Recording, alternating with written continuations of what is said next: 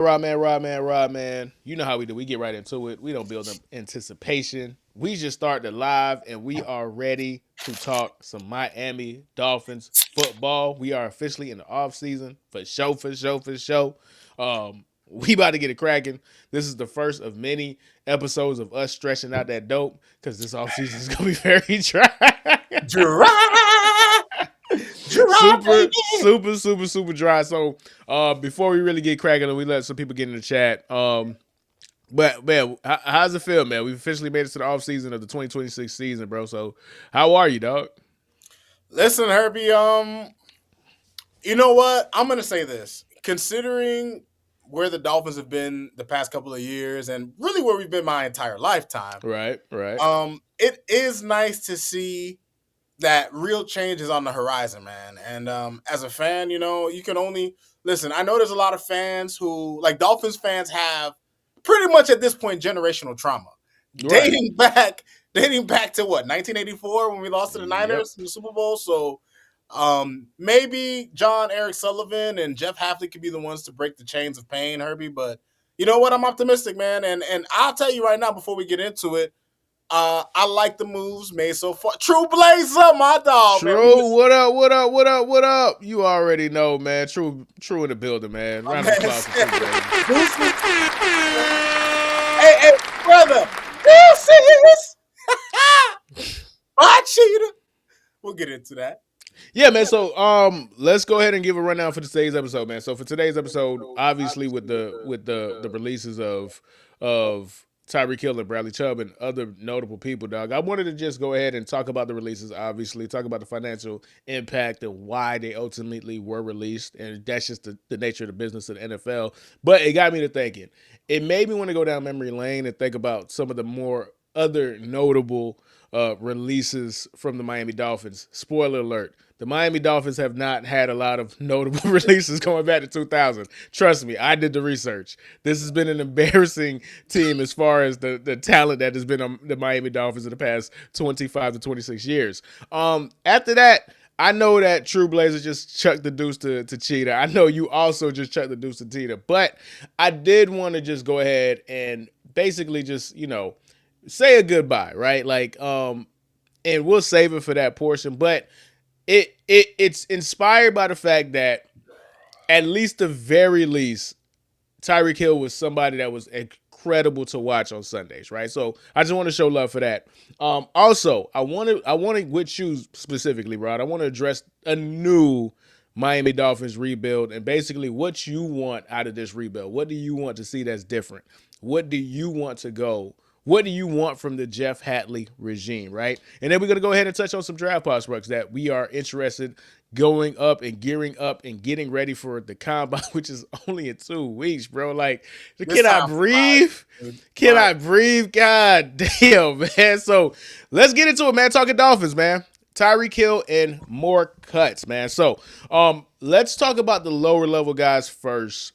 And then we could get into the two big fish, bro. Tyreek Hill and Bradley Chubb, respectively, man. So, Rod, the cuts are here, man. It is Black Monday, Red Monday, Fish Monday, cut you, ruin your livelihood Monday, man. So let's get into some of the cuts, man. What you got for me, Rod?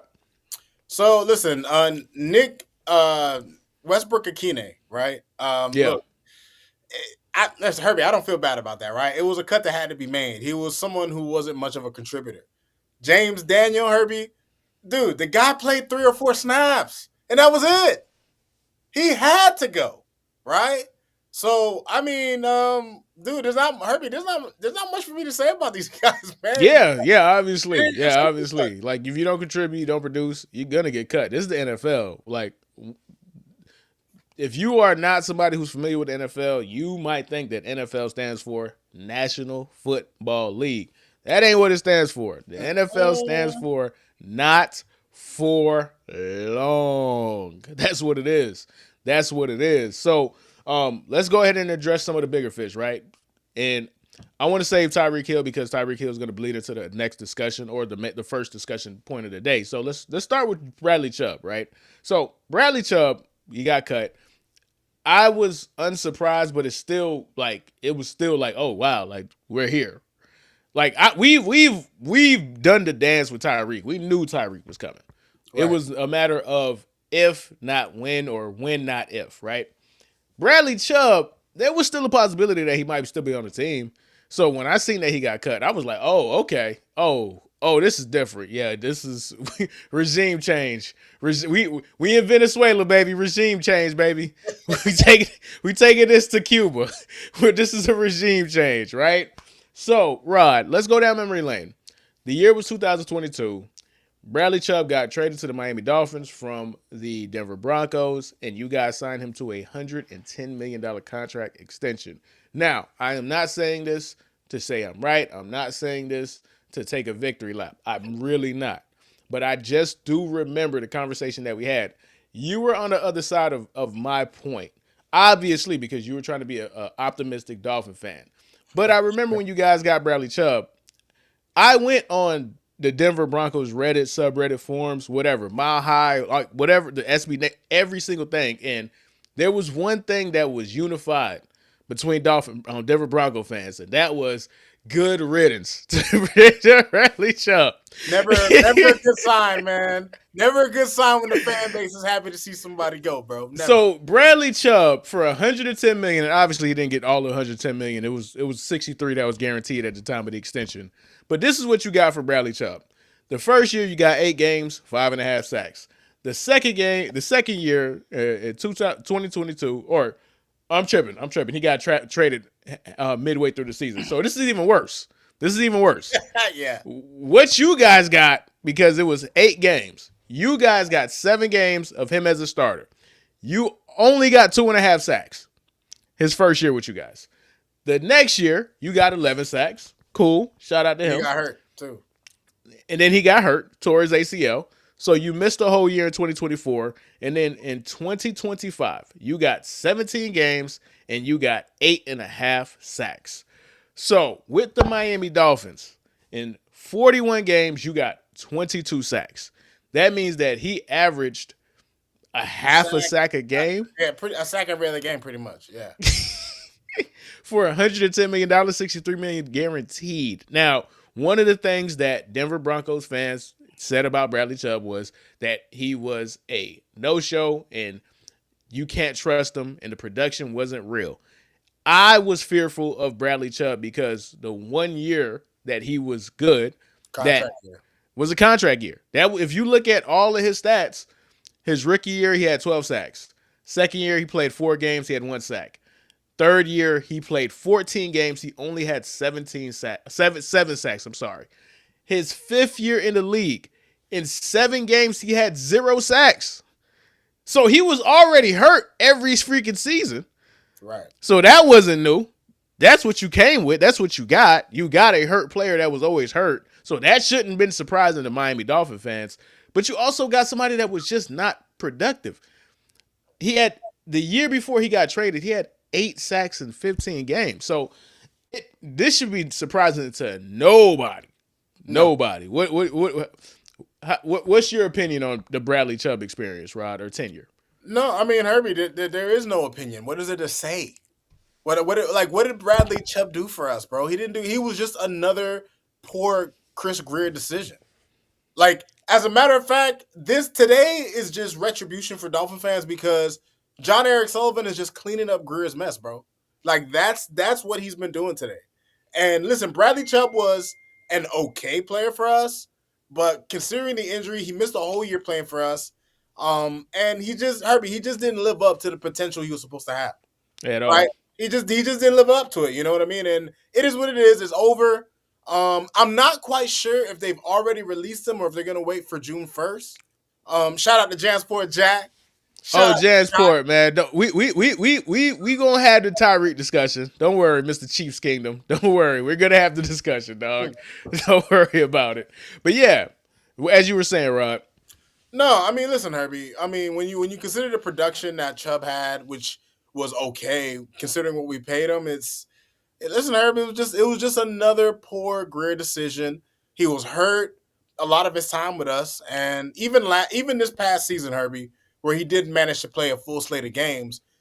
When you watch the film on him, Herbie, and when I was watching film of the defense, in particular early in the first half of the season, a lot of his sacks were not all sacks are created equal. Not all Right. interceptions Right. are created equal, right? Sometimes a guy is a monster and he's disruptive and he bull rushes and he hits a swim move, he does something.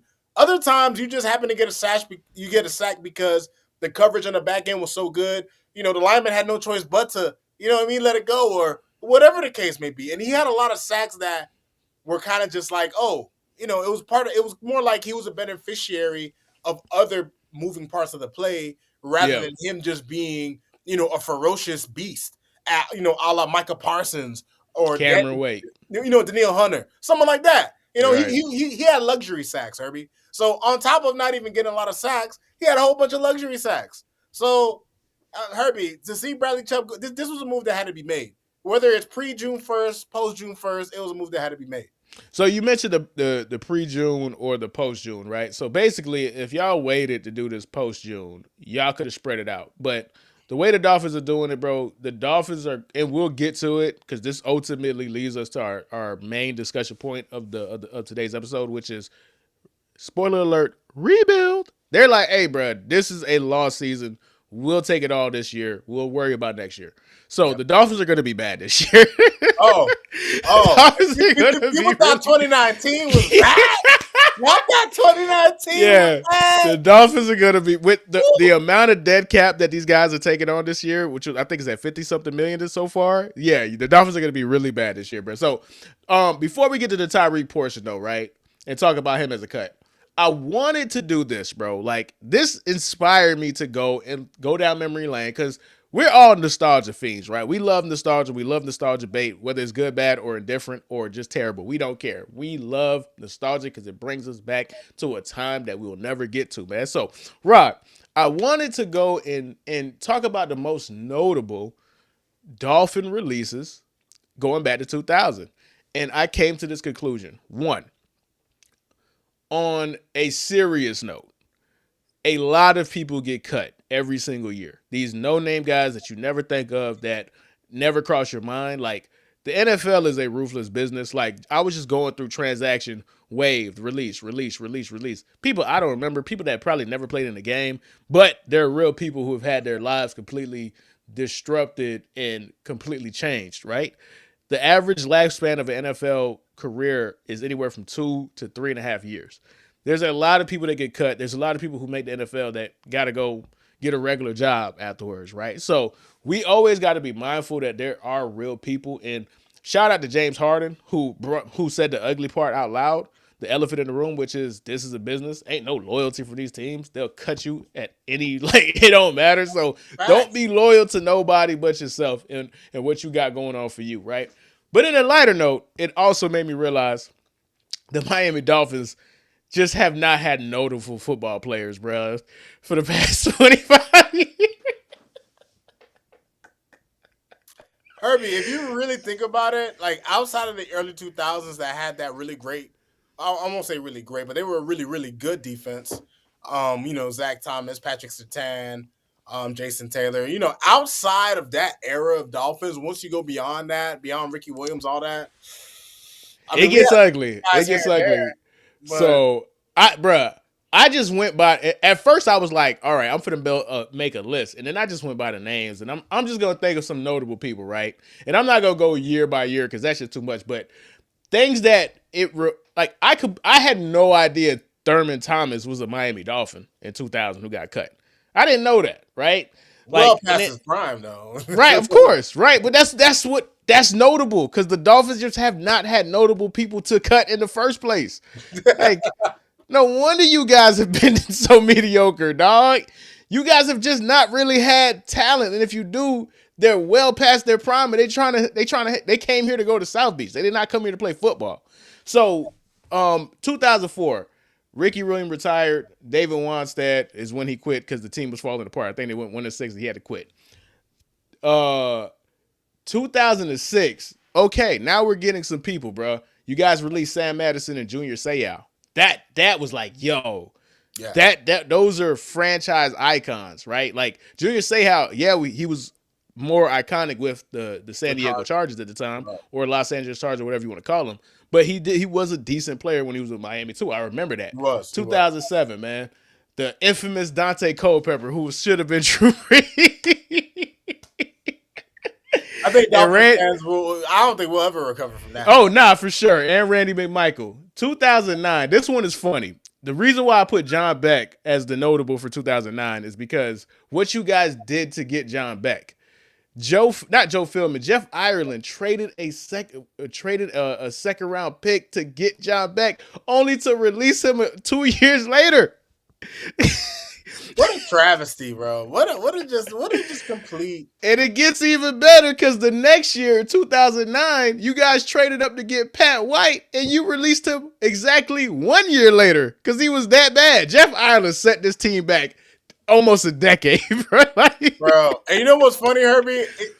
This is the saddest thing about the Dolphins fan base as a franchise. When I think back to guys like Pat White and Tyler Thigpen and guys like this, there's always this small sect of the fan base who's just like, no, we just got to give that guy a chance. It's just like, no, guys. Man. This guy's just not going to work, man. Y'all traded up to get Pat White, and y'all released him a year later. Got nothing. Yikes. Nothing out of Yikes.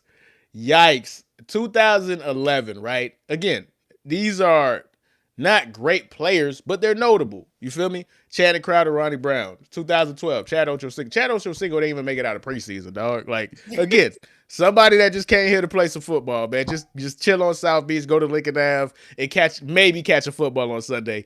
Apparently, he beat up his bitch allegedly on Hard Knocks and got cut on Hard Knocks. I completely forgot about that, dog. Like, I completely forgot about that, right?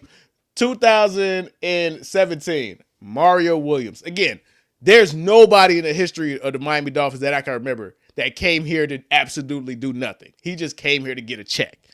Mario Williams on the Dolphins is a canon event. Like, it's a blur. Like I completely forgot that he played for the Miami Dolphins until I did this list. Me too. Me freaking too, bro. You just go, Herbie. This right here is the resume of this team. A bad one. A poor one. 2018 was your Hall of Fame release class, bro. So 2018, you had Ndamukong Suh, you had Mike Pouncey, you had Julius Thomas, and you had Lawrence Timmons. Again, people like Lawrence Timmons on the Dolphins, it completely escaped my mind. Now, this is when I was actively watching the Dolphins. Again, not as a fan, but they are the local team. I'm going to watch a lot of Dolphin games. They're on every Sunday. I'm like, oh yeah, Lawrence Timmons was on the Dolphins. Came here to do nothing. These guys came here to do nothing. 2020, we had Kyle Van Noy, and 2024, notable obviously was Xavier Howard. So, again, that list shows you how devoid of actual talent the Miami Dolphins have had because you haven't had great players to release. If you guys get name players, you don't get great players. You guys get guys with a name that is notable who were a lot better other places. And by the time they come to Miami, bro, they here to go to South Beach. They here to go to space. They here to go to. They here to go to South Florida. Well, Joe Rose says they go to South Florida to fatten their 401k. The boys come to South Beach to shoot dice and.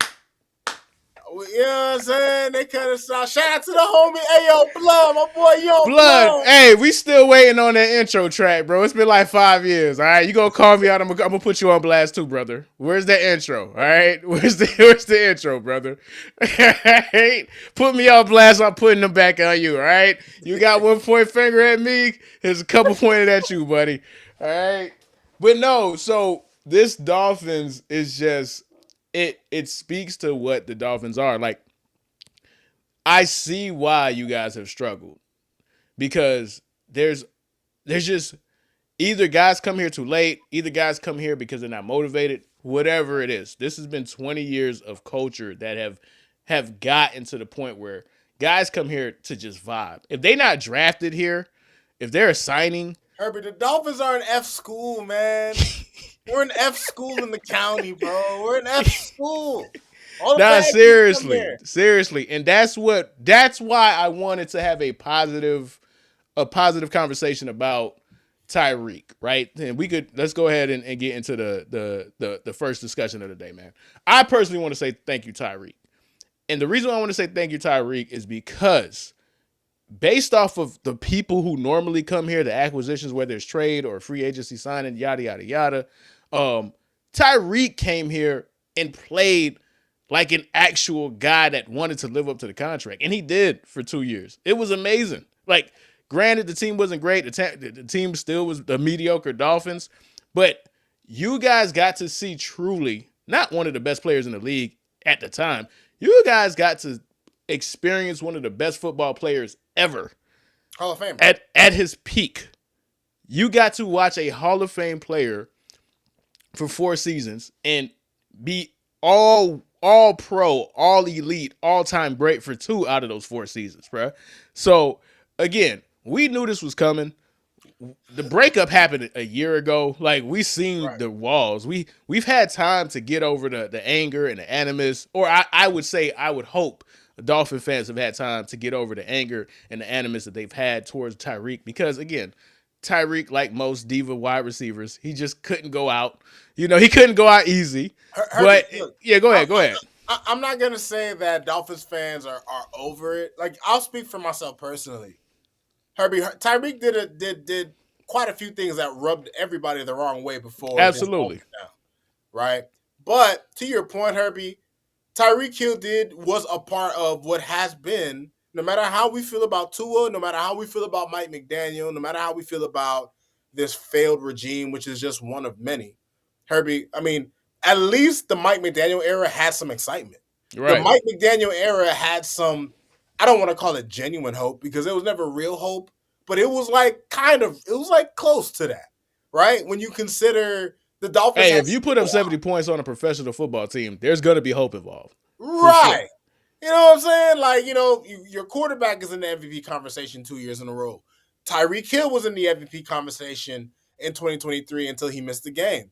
So, listen, I was ready to see Tyreek Hill go, Herbie. Like, I'm glad that we made the move. It made sense, right? Because if he would have stayed, we would have had to give him another $11 million, right? So it was time to make this move. But Herbie, I mean, the guy, I have his stats up right here.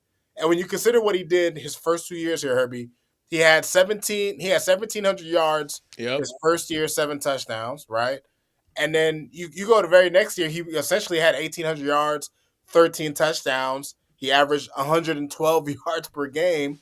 And Herbie, I could tell you he must have dropped a minimum of 5, 6 touchdowns in And 2023. and So with that, right, the thing that's going to get lost about that season in particular is if anybody actually goes and really digs into the advanced stats of that season, the second season, he was on pace and he was going to break the single season record. Like, so many games he didn't even play in the fourth quarter. mhm. Like, they didn't need to. And That's one then thing that people don't realize, Herbie. Tyreek Hill didn't play a lot of snaps. yeah, As much as people talked about, Tua and the Dolphins, like, y'all just didn't notice when he wasn't on the field because of the way the offense was. But Tyreek Hill, compared to other top end receivers, did not play a lot of snaps. bro, put like this, compared to the Calvin Johnson season, Tyreek Hill, if he played the same amount of stats, if he had the same amount of snaps as Calvin Johnson, he was on pace for 2,500 yards.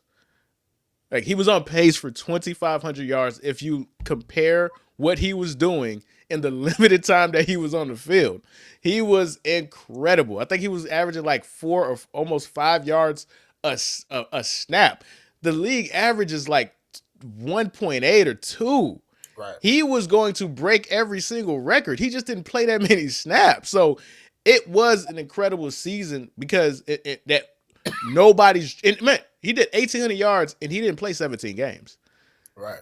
It was 16. So we are never going to truly capture how dominant 112 yards a game. Like, come on, dog.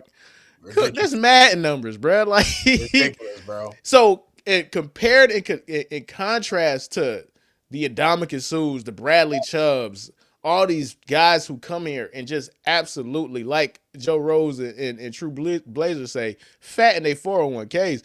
That dude came to play football and at a very, very, very all-time great level, right? Like, at the very least, I'm not trying to kick him on the way out. I've seen a lot of it. And everybody has the right to do that. I know that he was a head case, especially last season, bro. Like Yeah. the press conferences, the comments, the new All the the off field stuff was a huge turnoff too, Herbie. With him, with his ex wife, and all the drama, dude. Like, that was bleeding into not the performance on the field, but coming into the locker room. It was a lot of people that had to deal with things and answer for Tyreek that had nothing to do with them.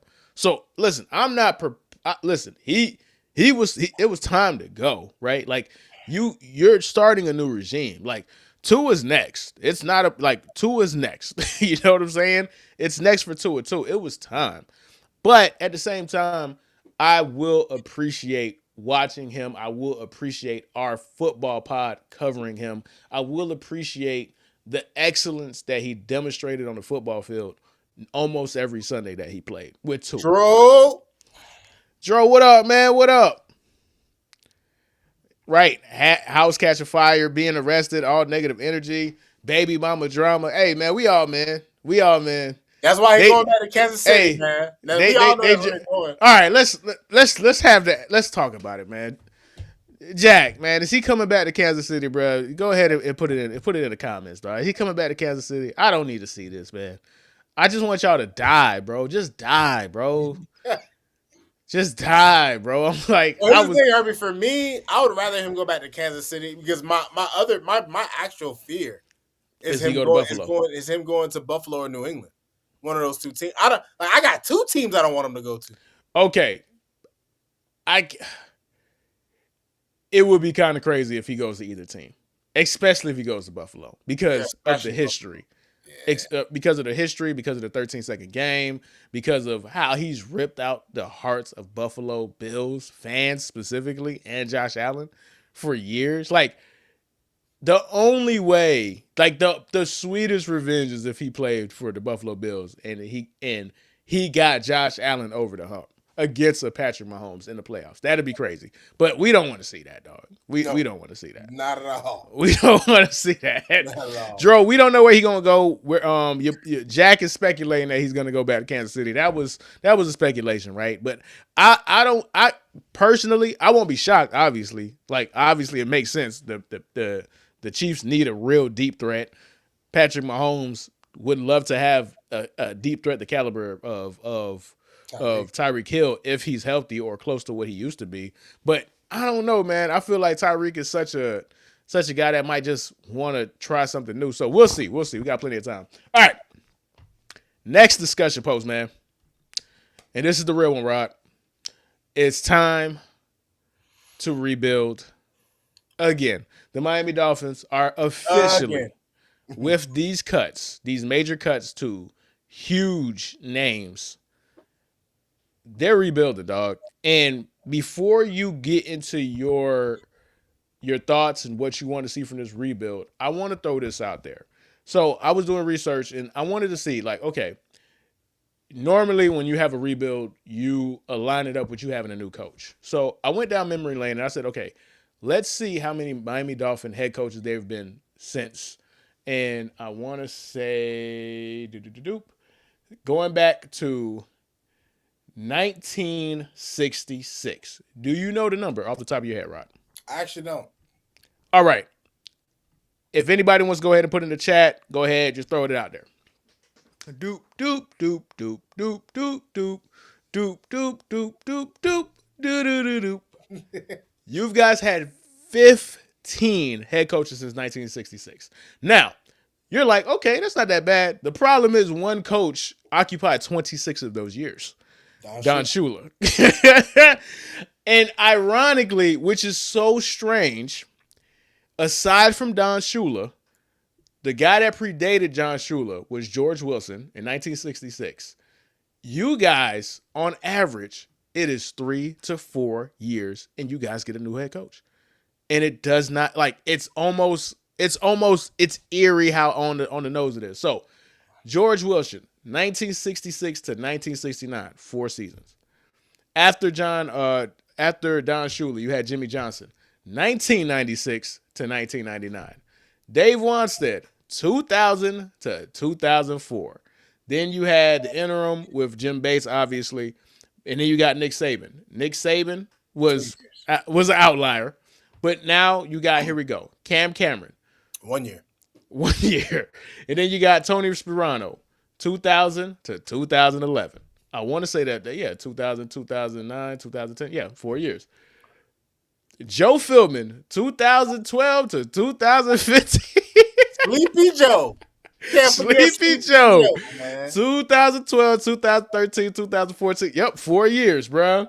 It Adam Gase was 3 years. Brian Flores was 3 years. Mike McDaniel was about 4 years, and here you go again, 4 years. Like, the Dolphins are every 4 years you can put your money on it, dog. The Dolphins are gonna rebuild, bro. What do you say about that? Yes, True Blazer.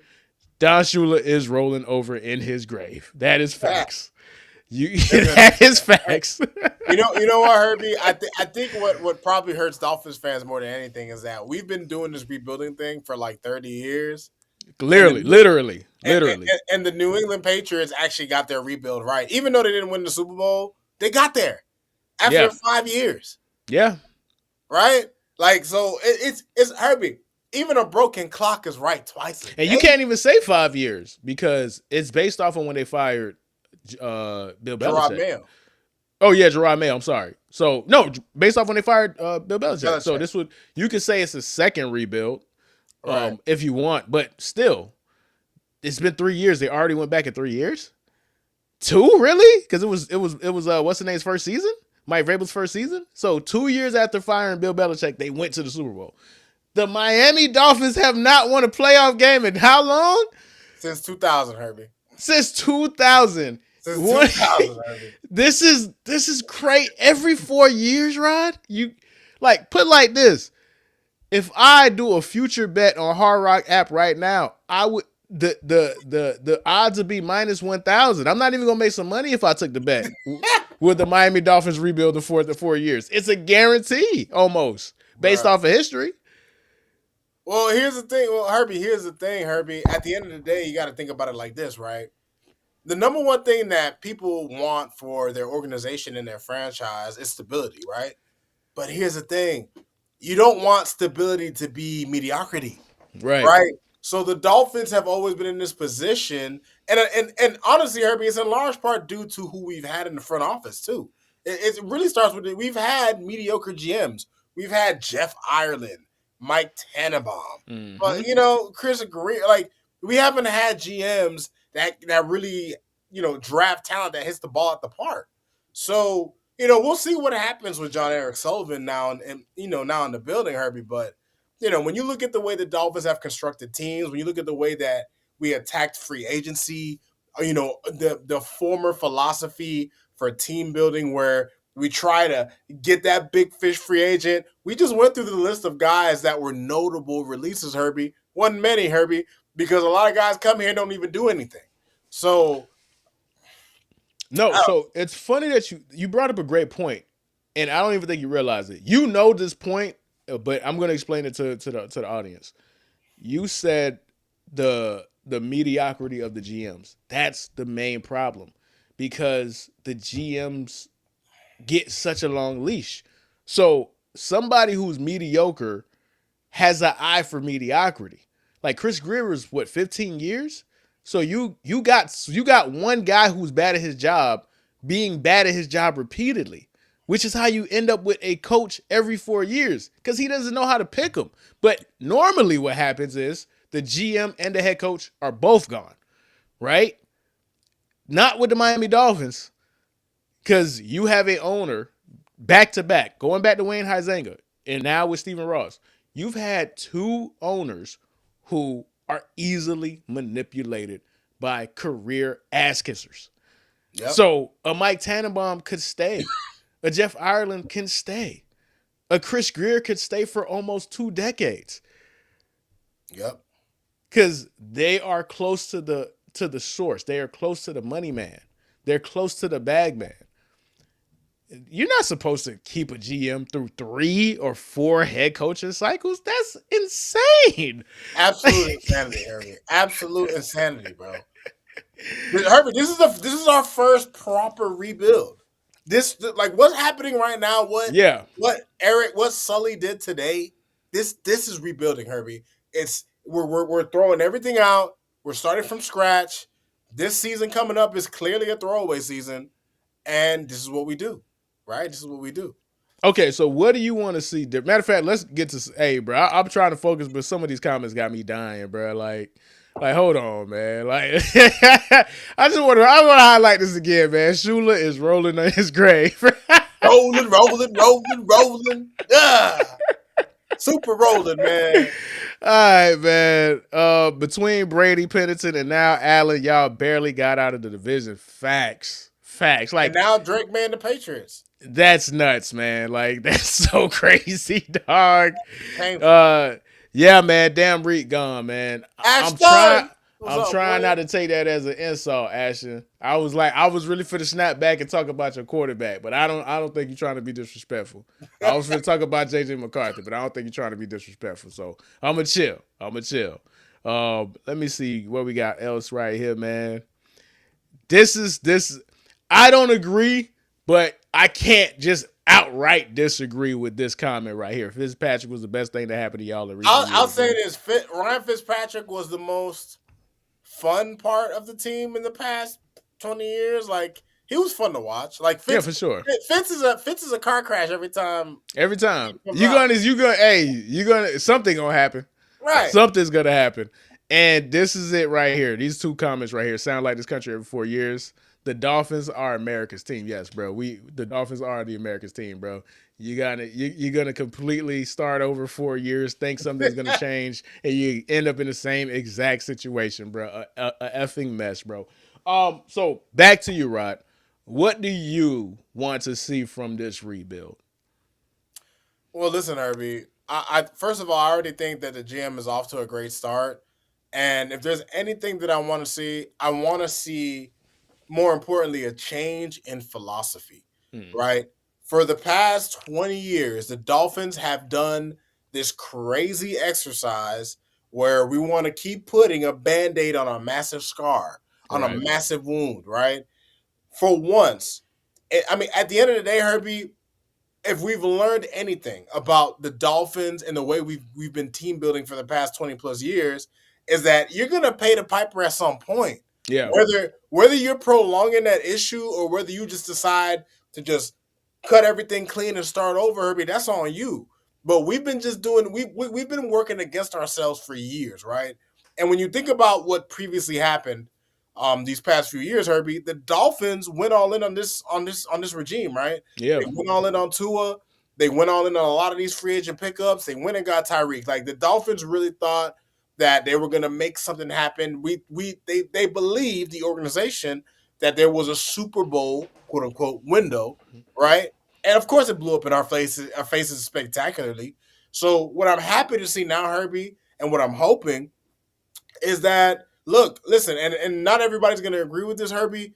But if our next one or two drafts are boring drafts, I'm good with it because I want Herbie. I want the Dolphins to build a proper football team. What have we learned from watching teams who have won the Super Bowl these past few years? We watched the Eagles win the Super Bowl 2 years ago. We watched the Seahawks dominate in a Super Bowl this past, just last weekend, right? Yeah. And what's one thing? Dominating in the trenches, Herbie. The key to having a great football team is building from the line. You build from the offensive line, you build from the defensive line. You get you some stalwart, blue chip players on both sides of the line, and then you build out from there, Herbie. The Dolphins have had too many stop plug gap guys, like guys that are just meant to stop a leak and a leak appear somewhere else, right? It's about time that the Dolphins take a step back. We skin this cat, right? And we build from the line. And once you have your lines fortified, everything else can fall in place, right? And Yeah. I'm okay. And Herbie, the way I'm describing this, that it means the next year, maybe even the next 2 3 years, are not going to be good football for us, Okay, right? so let me ask you that. I wanted to ask you about that because you obviously got the post of the Dolphin fan. You speak. You're representative of the Dolphin fans. You're in the forums and stuff like that, right? Do you think Dolphin fans are prepared or are cognizant of the fact that this is going to be a subpar team, but for the right reasons? Or do you think the post is saying, okay, it's going to be different? Because I want to know, like, do Dolphin fans understand what this actually is? Like, do they really Well, understand this? Herbie, this is what I'm gonna say. It doesn't matter what fan base you have. There are people who will understand the process, and there are people who, no matter even Herbie, there are people who know what's coming, and when it comes, they're gonna go crazy anyway, Right. right? So, I would say that there is a fair amount of Dolphin fans who understand that a rebuild is not pretty most of the time. You have rare occasions where a rebuild can go right. Like, look at the Seahawks. Like, dude, I mean, this happened quick for them, Yeah. right? And it just took a quarterback change and a few other moves, and boom, Super Bowl winners, right?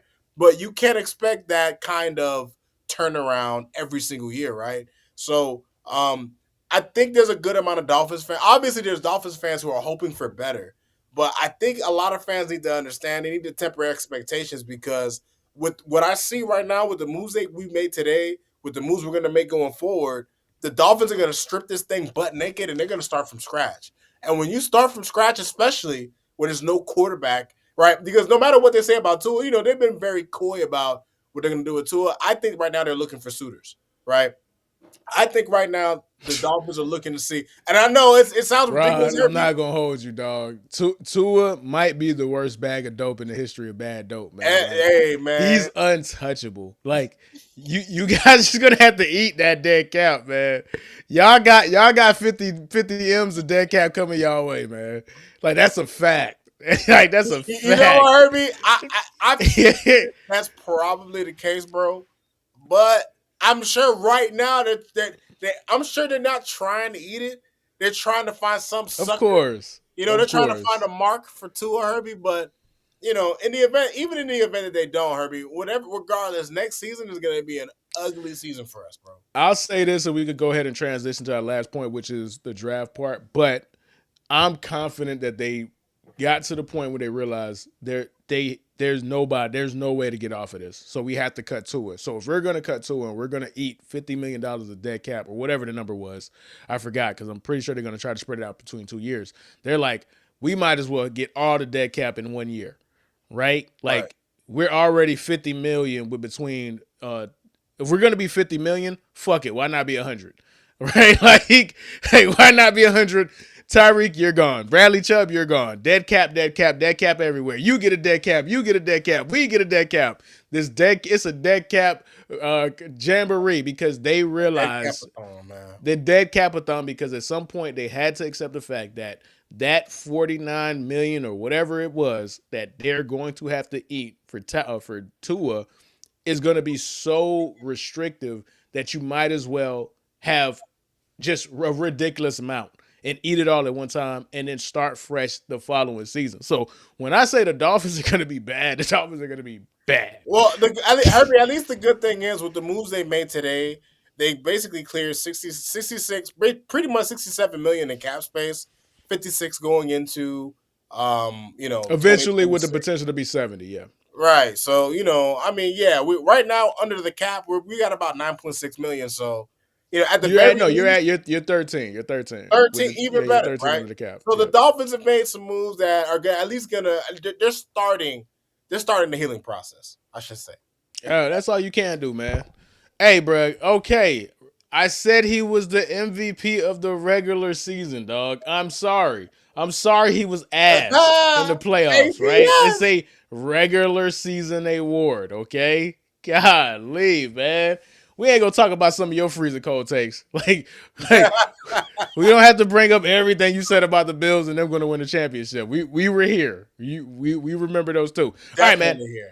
So, speaking of time to rebuild, man, the only way to rebuild, the best way to rebuild, the most honest and true and tried and true way to rebuild is through the draft, man. So, Rod, man, let's talk the draft, man. So, this is gonna be not too in depth. We got plenty of time to talk about draft prospects. We just wanted to have like a little pre-draft ranking and just talk about the people that you are most Guys, I'm interested hoping in for for. the hoping for the upcoming season, man. So we're Rafi. 2 weeks away from the combine. We are ready. Like this is because the season is so long and the season bleeds in so long. there really is no offseason. We're 2 weeks away from the combine, dog. It feels like like I said at the beginning of the Well, show, I Shane, was it keeps joking. going. It keeps I going. was joking, but dog, like, like I need time to breathe, bro. Like, can I breathe? Like, so let's get right into it. And big shout out to the homie Ralph. You already know, man. One of the OGs of the chat, man. One of the Yo, OGs of the man. chat, Hey, man. We chat was appreciate jumping today, everybody. man. Chat is Shout out jumping to today. We y'all appreciate boys, everybody, man. man. Thank y'all, man. Yes, Hit the like, sir. hit the comment, throw some hearts, do all of that, man. We appreciate y'all for rocking with us because we were rocking with y'all. All right, man. Let's talk some draft prospects, man. So, Rod, I know there was a couple guys that you wanted to talk about. I got the list of the guys that you want to talk about, and we're just gonna go not too in depth. I want to have the video and do stuff like that, so we'll do an in-depth episode probably like next week or something closer to the combine. But we just got a couple of names. So we got Ruben Bain, Spencer Fano, Francis McGow, Mansour Delane, Jamal McCoy, Kenyon Sadiq, and Jordan Tyson, man. So let's go ahead and we'll do the line players, and then we'll do Jordan Townsend for line. So Ruben Bain, Spencer. Matter of fact, let's do Ruben Bain, Mansour Delane, and Gerard McCoy, because the Spencer Fano and Francis McGow, there's a little conversation I want to have about that, man. And then we'll start with Jordan. So Ruben Bain, man, what do you like about Ruben Bain, man? All right, Herbie. Look, man. When I was looking into film on Ruben Whoa, Bain, whoa, whoa, whoa, whoa, whoa. Sorry. I seen a comment and we have to address this. Ralphie, you're late to the convo. No, they do technically. No, I just don't think they're going after Max, bro. I they're don't think. not. I'm letting you know they're not going after anybody. All right, this is gonna be. Hey, if we win 3 games, cool. We win 4 games, cool. They're not. Derek, They're not. Derek Carr could be a possibility, but I don't. Why, Rod? Why do you want to win 8 games again, bro? Herbie, I don't want Derek Carr. I don't want Derek Carr. But I'm just saying it's a possibility. bro, if y'all, I would rather if go with the Quinn, bro. Give me Quinn. I'm good if with the Quinn. Dolphins signed Derek Carr, Give me then Quinn. everything y'all did today is a waste of time. Because that means you guys are trying to be mediocre again, bro. No, Course, bottom out, man. Herbie, Punt I on this want the season. Dolphins to. I mean, I don't want to pay Malik Willis, like $20 million, but if the Dolphins are going to have competition, maybe they'll draft one of these, uninspiring quarterbacks that's in this draft coming out. I didn't even look at the quarterbacks in this draft yet It's a because bad I don't draft, really man. care. It's a bad I don't draft, really man. care for the quarterbacks in this draft, but I have some. I seen some mocks saying if Trinidad Chambers comes, we should draft him or He's Eric not. He's Russell. going He's back to not coming college. out. He's Yeah, not he's coming. going back to college. That boy, he know, man. He's not trying to go to the Jets or something, man. He already know. You know what I'm saying? He knows better. You know what I'm saying? Put like this to Ralphie in the chat, everybody who's a Dolphin fan, I would say this: based off of who's going to be in the draft next year, it would behoove you guys to be bad this year. There's way more blue chip allegedly because we never know who's going to be who, right? Right. But based off of draft potential, next year is a significantly better draft than this year. This is not a good draft, guys. And I don't mean that there's not going to be great players from this draft. Obviously there will. But life-changing, slam dunk, generational, like really, really like great players is not in this draft. You got a Caleb Downs, and that's about it. Everybody else is like good to really good. There is no Aaron Donalds in this draft. There is no true life-changing player, even at tackle. Like a lot of these dudes would be the third or fourth best player in other drafts, right?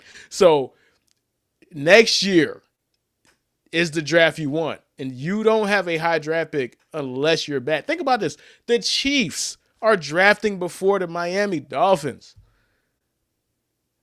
That's insane, dog. The Chiefs are the dynastic Chiefs have a top 10 pick. They were trying to win games, and they found a way to lose better than the Miami Dolphins did, bruh. Crazy, bro. Crazy. So this is not the draft that you want to be good. I would hope that you guys be bad. But back to the draft, man. Ruben Bain, Rod. Yeah, so Rafi said something interesting. He said, I can see the Dolphins trading away the 11 for more picks, right? So, Rafi, I could agree with you there. In this draft, I did have a couple of alterations, and Ruben Bain, ironically, was a guy who I thought would be in a trade-up scenario because I don't think Ruben Bain is really making it past the top 10. That's just me. But listen, man, when I was watching Ruben Bain on tape, Herbie, one of the things that stands out, his explosiveness, bro. He's a Yeah, for sure. very, very explosive edge rusher, right? He was He dominant the whole college football playoff. Bro, he was super dominant, Herbie. And here's the thing: one of his biggest knocks are like, oh, he has short arms. But Herbie, when you factor in the explosiveness he has, when you factor in the variety of moves he has, the way he can set up a lineman when he's rushing them, right?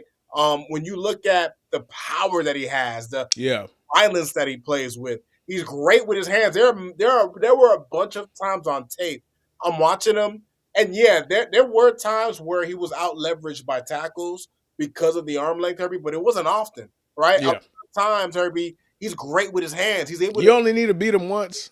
yeah, right. He Yeah, has this, and Herbie, he has the speed, he has the power, right? And look, I know the odds of the Dolphins getting him without trading him, I think he's going top 10. yeah. Like He's for sure going top 10. I've seen some people. Like here's the thing, Herbie. When you if you were to look at in NFL history, guys who had a sub 31-inch arm length in terms of all pros or double digit sack seasons, you won't find any. But I do believe he will be the outlier. And if the Dolphins were to draft him, Herbie, I wouldn't mind if we moved him into the interior. Because when you really think about it, when you factor in the explosiveness that he has, the quickness, the speed, there would Herbie, any guard or center who tries to block this dude is cooked. Yeah, Like they could. they will not be able to keep up with him. So when I looked at Ruben Bain, Herbie, when I was looking at his tape, even though people knock him for the short arms, I didn't really see an issue with it because he has so many other great qualities as a rusher. Even in run defense, bro, he was an excellent run defender. Right, he has a high motor in the run game. So, man, he was somebody that if the Dolphins trade up, I would assume he'd be the guy we trade up for. Okay, so let's blitz through the next three guys because I wanna focus on Jordan Tyson and I want to focus on Spencer Fanu and Francis McGow. So Mansour Delane, Gerard McCoy, and Kenyon Sadiq. Now, Rod, you got this one. I ain't look at none of these dudes. I was like, yo, who? Huh? What? Shout out to Rashad, my boy Rashad in So there. let's blitz through them. Man, shout out to Shot. Matter of fact, let me get to that comment right there, man. If y'all get the number one pick, Arch's gonna pull an Eli, so y'all should tank. Dog, if they let this white boy be the number one pick after what he showed last year, now granted he was significantly better towards the end, and I'm talking about Arch Manning, but dog, come on, generational talents aren't that bad, bro. Like Arch they're not, Manning is hype, man. I'm sorry. like they're not that bad. Look, let's go through the guys who hit the scene in college, bro. Cam Newton. When was Cam Newton bad in college? Mike Vick. When was Mike Vick bad in college? Right. Like Peyton Manning, his uncle. When was Peyton Manning bad in college? He might have had a bad game or two, but he was Bro, dominant. even guys like Matt Leinart weren't that bad. Like, when was he Like, come bad on, in dog. college, bro? Like, Come seriously. on, dog. Like Tua hit the ground running. Like you shouldn't have been that bad at any point in time if you're going to be the number one overall pick. So whatever. That's neither here nor there. But back to the three guys: Mansour, Gerard, and Kenyon. Man. So quick words for those three guys.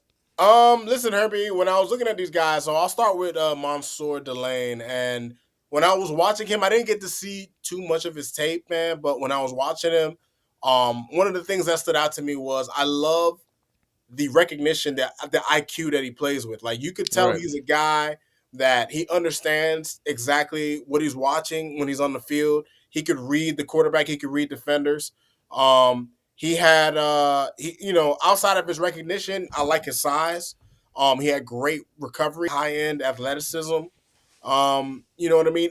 And there were times in the games that I watched where even when he was fooled initially, his recovery speed was on point, right? And that's something I really look for in a corner because at the end of the day, you're going to be had on offense, Herbie. Yeah, But for sure. how, For sure. how well can you recover? You know what I'm saying? When a receiver has you beat at the line, right? And he did a pretty damn good job of that. I think he could be a pretty damn good day one contributor. Had great hands. I liked what I saw from him, Herbie. I liked what I saw from him. I think he could be a shutdown corner in the NFL. You said the next guy, Jermon McCoy. That was Yeah, the other Jamal guy. McCoy. Jamal So McCoy.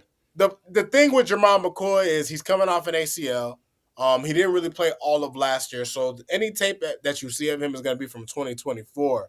But I got to tell you, Herbie, I know that Jeff Hafley likes to run kind of like an attacking 4-3 scheme, and he likes to mix a variety of coverages.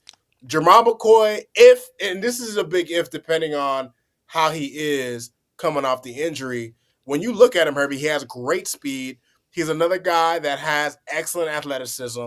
And the thing I really liked about him, Herbie, when I was watching him on tape, he's a receiver that loves to get. I mean, my bad. He's a cornerback that loves to get in receivers play. He loves to get in a receiver's face. Like Right.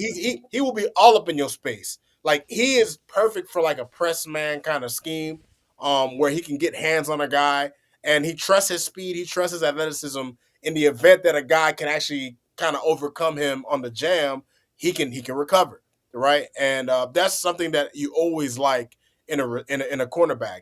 Even in zone coverage, his recognition, his closing speed on tackles, you see it pops out to you on the film, Herbie. In the games against Alabama, there was a couple other games I watched. I was like, well, damn, like this nigga can recognize shit like that. You know what I mean? So, when you have a cornerback, Herbie, who's fluid with his hips, can change direction on a dime, has great IQ. I mean, you can't want Yeah, more. if you got that, that's the building blocks to anything. At the very least, you have a good baseline for a solid cornerback, dog. Right, right. We just don't need no bums, bro. Miami don't need no kind of bums, man. All No, and right, which is why I like if we get one of these two guys, I'm happy with it, right? Because from what I've seen, they look like they're ready to contribute day one.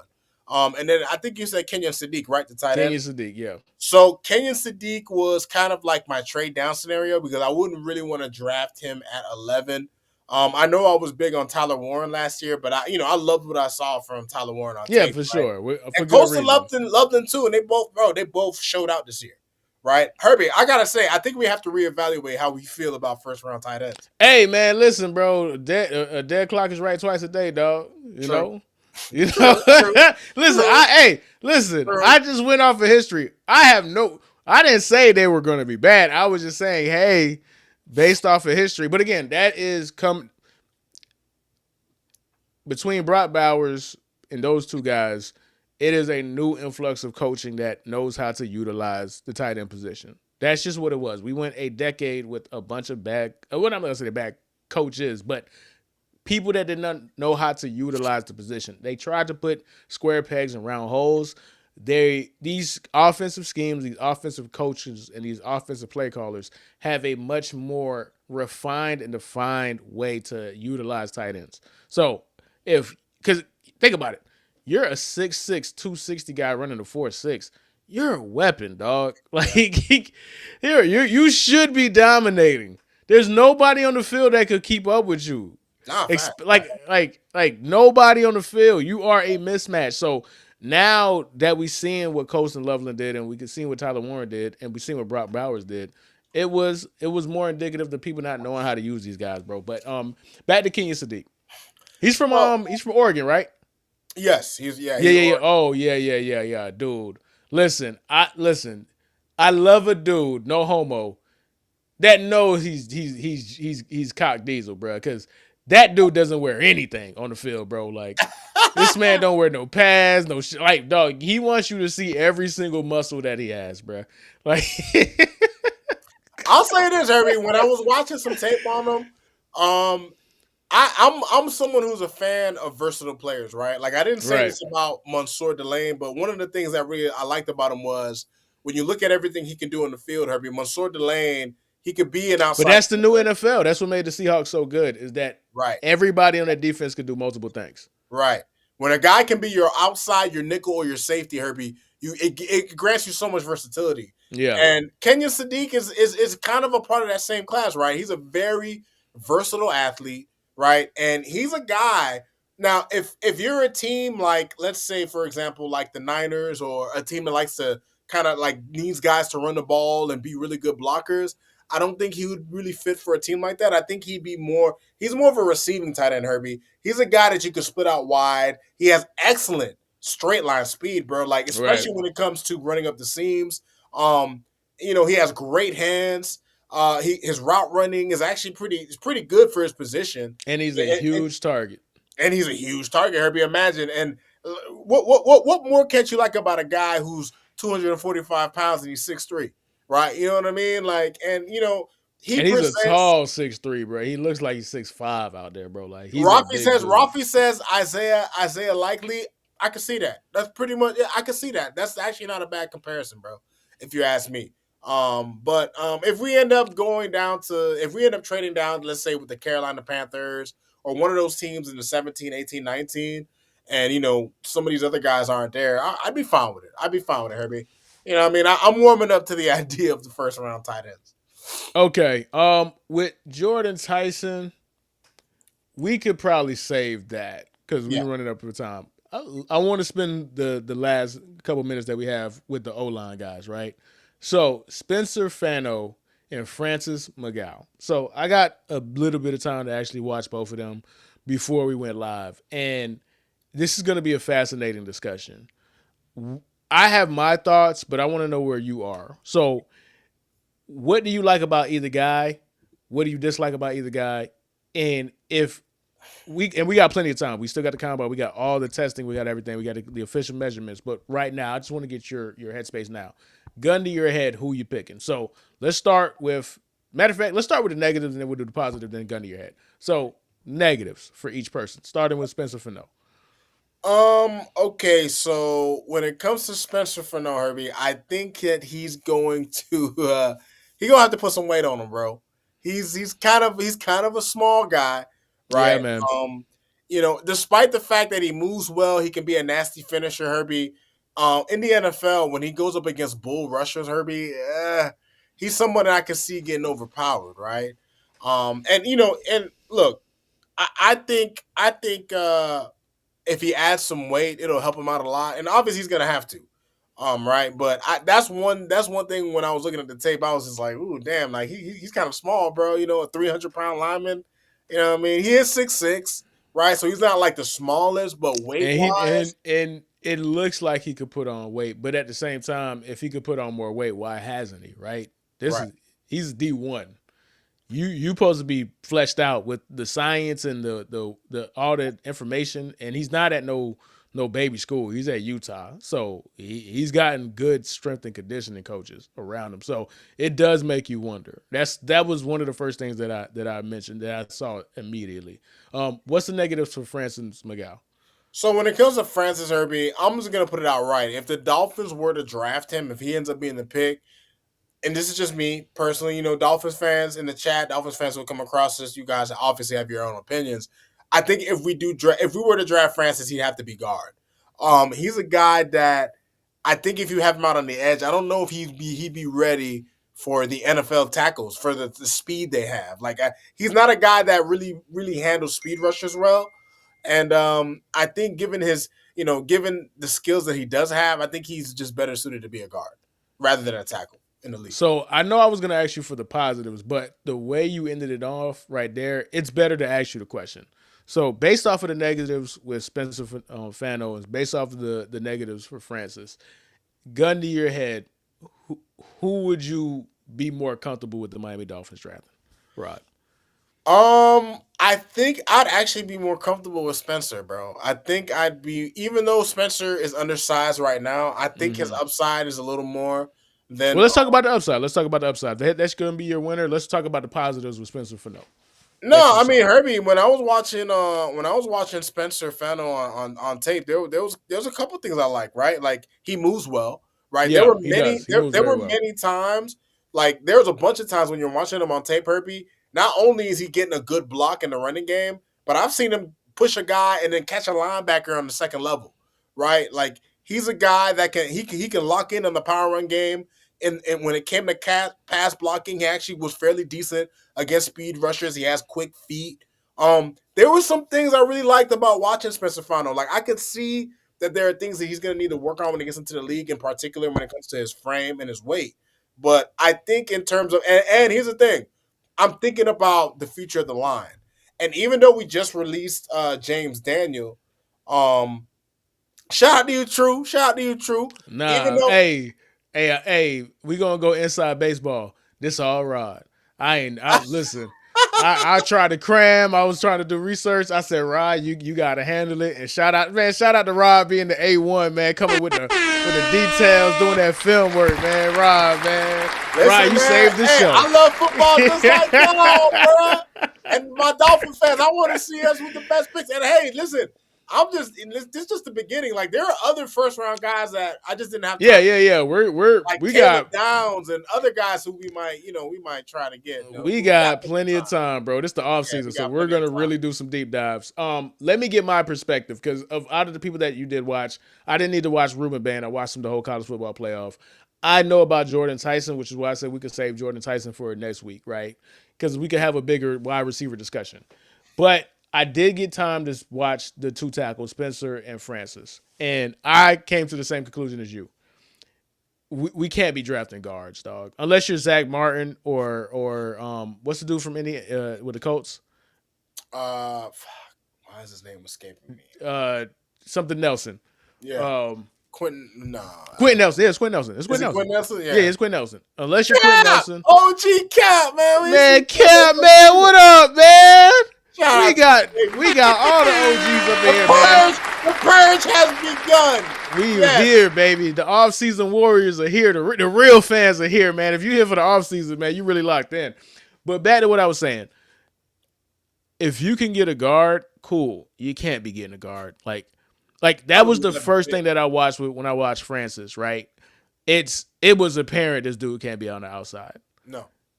And it highlights the flaws with this draft in totality. None of these dudes would be, in my opinion, based off of how many times I've seen. Like when you're watching film breakdowns, you're supposed to find a play of somebody getting their ass kicked, right? To highlight the what could go wrong and what could go right. Like, okay, this is where his weakness. But you shouldn't have that many plays to pull from. Like, Right. and I saw it with both of them. I saw it with Yeah. Francis and Spencer. Multiple plays of them getting their ass kicked, whether it was bad technique on Spencer's fault or the fact that he was small or the fact that Francis is just a big ball of lard, dog. No disrespect. I mean that in the most positive way. The most endearing. But the most endearing way. But the way he got beat was the way that you can't be on the outside. You have to be inside. Like, Right. you just don't have the foot speed, the athleticism to recover. Like when Francis get beat, he gets beat bad. At least with Spencer, when he got beat, based off of the film that I watched, I could see where coaching could help this person. Right. And Spencer has something that Francis does not have: foot speed, athleticism, the ability to move at multiple levels. I'd rather miss swinging for the fences with somebody that has much higher upside and a much higher ceiling than somebody who is just going to be solid. Right. Solid, and still getting his ass whooped while being solid. Right. You know what I'm saying? So it reinforces what I watched, dog. It reinforced what I watched because it's like we basically came to the same exact conclusion. Right. We didn't even discuss like what we thought about these dudes before either. That's the funny. Nah, facts. No, we didn't do nothing. Like we came. It was obvious based off like in the crazy. It was so obvious. I'm pretty sure we didn't even watch the same people break them down.